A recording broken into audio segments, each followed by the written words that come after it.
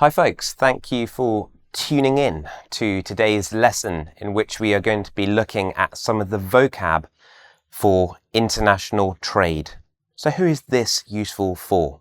Well, perhaps you are studying politics, economics, business, but you just want to make sure that you've got the terms correct, or maybe you are working in English in business negotiations with different countries, and you just want to check that you understand these terms as they actually are. So to those of you who are new to my channel, hi, my name is Benjamin. On this channel, I teach business English, I teach conversational English, exam English, things to do with British culture. So thanks for tuning in. If you find that this is a useful video for you, do make sure you subscribe so that you continue to get my content. Okay, let's head straight in. So, we have two different ways of doing things in terms of countries' policies towards trade. A country could decide to be protectionist, in which case they are trying to protect their industries. They don't want loads of imports from foreign producers. They want to encourage their own production. So if they are going to protect, then they might use tariffs, which are where imports, things coming in to the country, are taxed. Thank you very much for bringing that. You can pay some money if you want to bring that into the country. A tariff. So, protectionist, putting up a big wall around the country, an impenetrable wall. I don't want you coming in. Free trade is quite the opposite. The wall comes down, we can trade to you, you can trade to us, and we can all be happy, or not. So, a proponent of, yep, that prefix pro means for, a supporter of, yep, pro-life, proponent. Quite the opposite of opponent, who is someone you compete against. So proponents of protectionism might be certain politicians in certain countries. Proponents of free trade will be different people in different countries, obviously.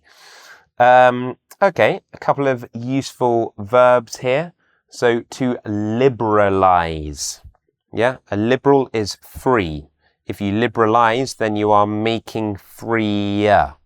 Yeah, to liberalize. Look, I've got the British spelling with the S. The American spelling would be with a Z, as they say. Liberalize. The antonym, the opposite of liberalize, would be to tighten. Yeah? Think of the tap. I'm opening the tap. Sorry. Righten to tighten, loosen to lefty to loosen. So I'm undoing the tap. Yep. I'm liberalizing it. Yep. And then I tighten it up and it stops dripping. Yep. So the water out is the trade. Do I want trade coming in? Yes or no?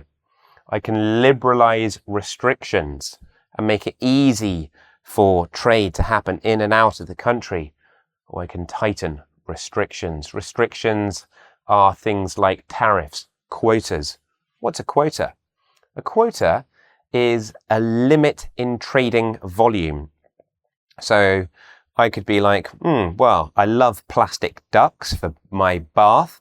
So Germany, you make some lovely plastic ducks, but I only want 4,000 coming into the country each year. That's your quota, no more.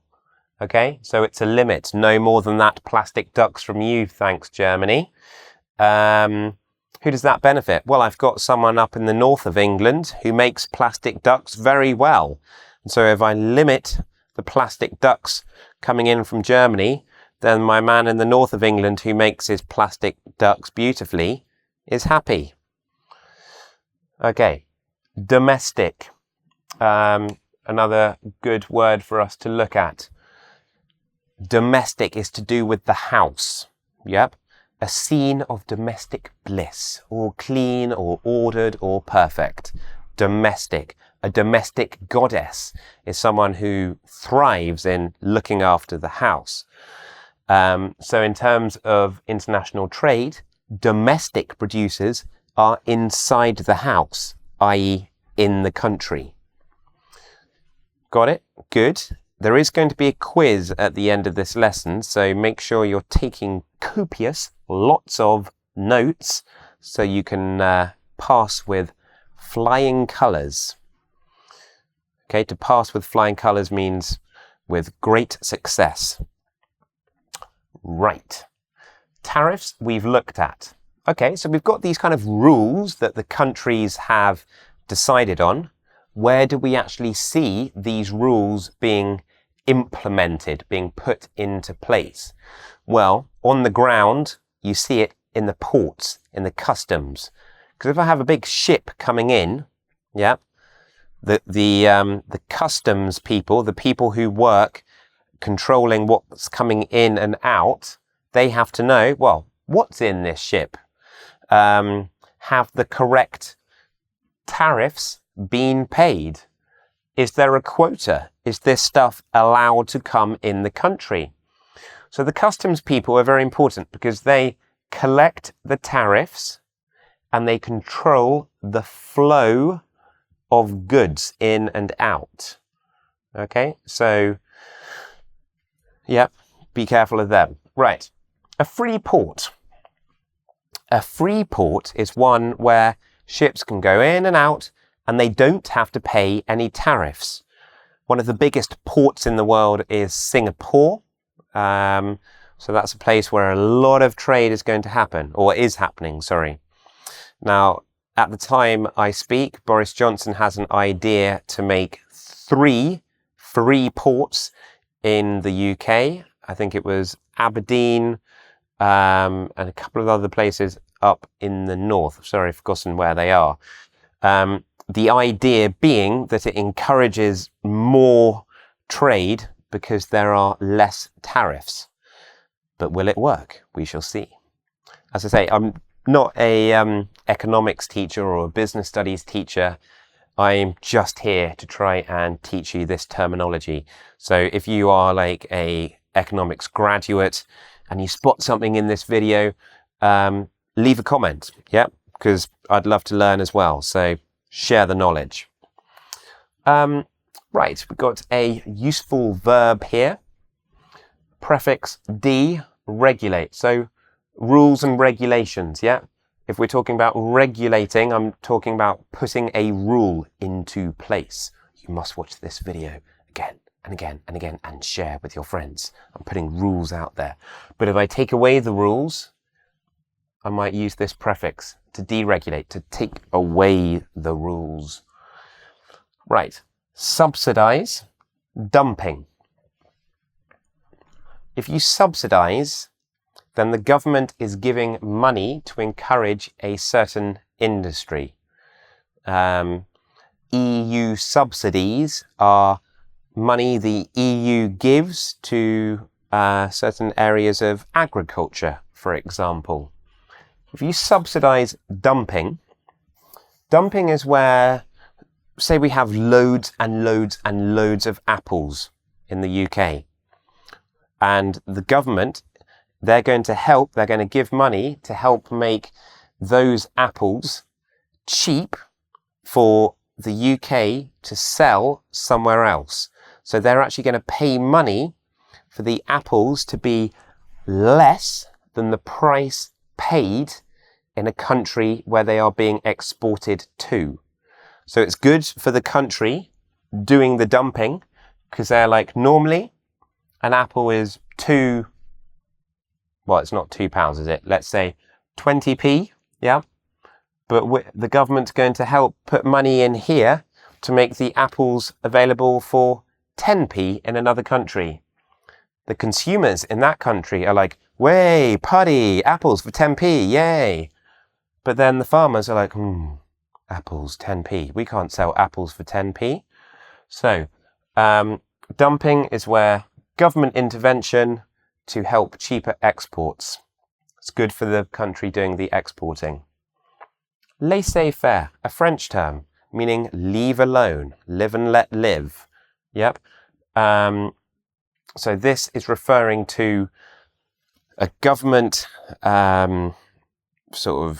strategy to not get very involved, to create a free market where businesses can more or less do what they want.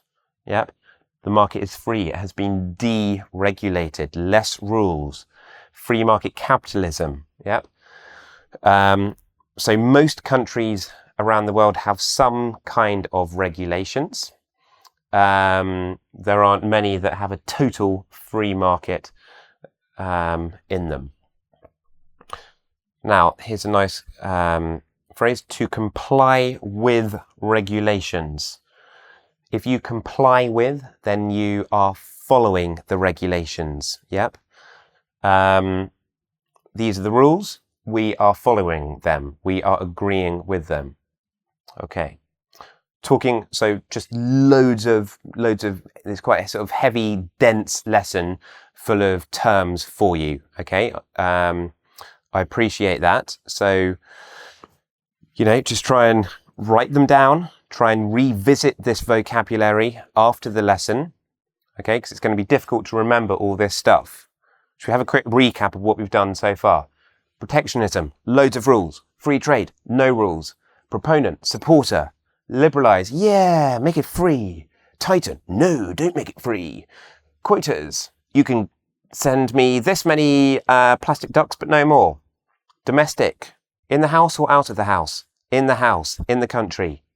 Tariffs, thank you very much. You can pay me that much to bring that into the country.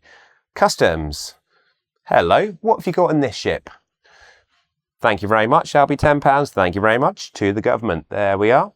Freeport, hey, come and do some business. I'm not going to charge you any money. In you come ships, out you go ships. No money here. Okay. Deregulate, take the rules off.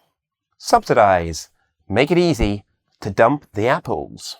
Laissez-faire, do whatever you like. I don't care. Doesn't matter.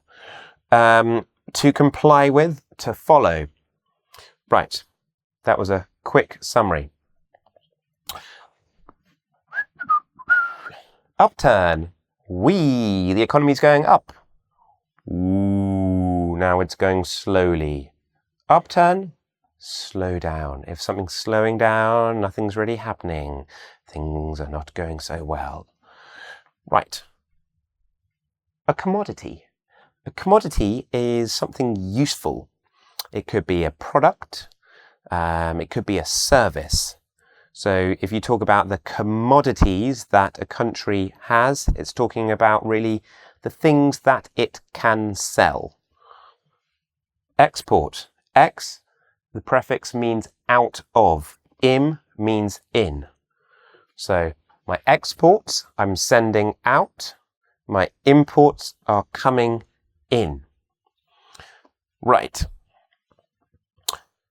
If you have more coming in than going out, then you have what is called a trade deficit. Okay? Because you're not sending that much stuff out, but lots is coming in. So it's like you're spending more than you're earning. Yeah, a deficit. It's like you're kind of in the overdraft of trade. Now, these are some of the proponents of trade deficits. These kind of countries argue that, we don't need to make the basic stuff because we're really good at the high level stuff, like sending people to Mars or something. So some people say trade deficits work, some people say they don't. A trade surplus, is when you have more than enough. So a surplus, you've got a lot more being sent out than you have coming in, almost like you're kind of self-sufficient. So countries that have a trade surplus are like China and Russia. They produce a lot of raw materials that are then sent around the world. And the other thing that affects all this international trade is the currency, the strength of that currency in the country. Because if you have a really strong currency, then it's not going to be that easy to export, because the value of stuff is so strong in your country and no one else can afford it. So currency also has a strong impact. Okay, we've looked at lots of different terms. I've tried to explain it as best as I can.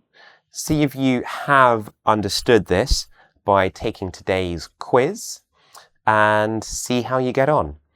I do teach business English on an individual level, so if you do want any extra help, I do tutor via Skype, helping people's writing and speaking skills.